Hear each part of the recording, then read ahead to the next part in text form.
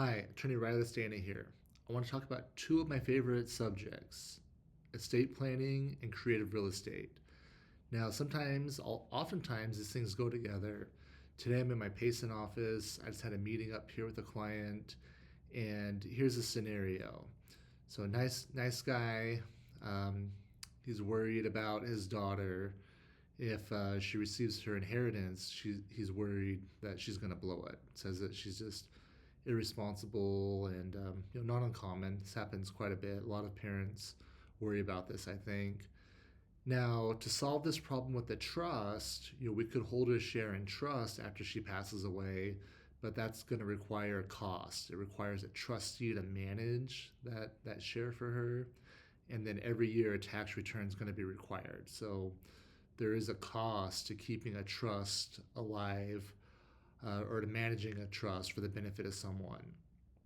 So another option I gave this gentleman was he was selling one of his properties that he owns free and clear, no mortgage on it, and he does not need the proceeds. Once he sells that property, he's going to reinvest it.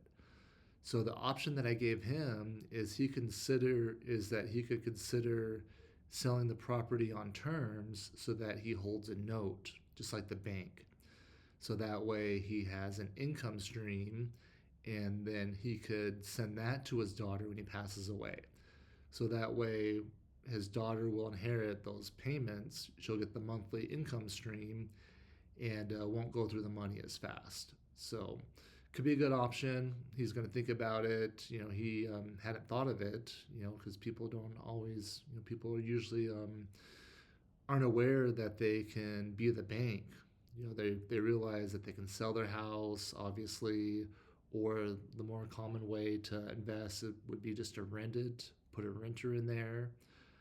But what I was explaining to him is if he holds the note like the bank, it's a lot. It's not going to be. With a renter, you worry about them trashing the house, and they only give you their security deposit. But if you sell the house on terms, you can take a much bigger deposit up front. You can take a bigger down payment that gives you security.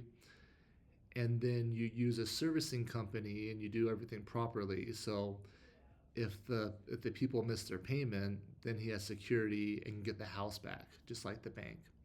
So seller financing, estate planning goes hand in hand. What do you guys think? Attorneys out there, do you guys ever recommend strategies like that for your clients? I'd love to hear from you.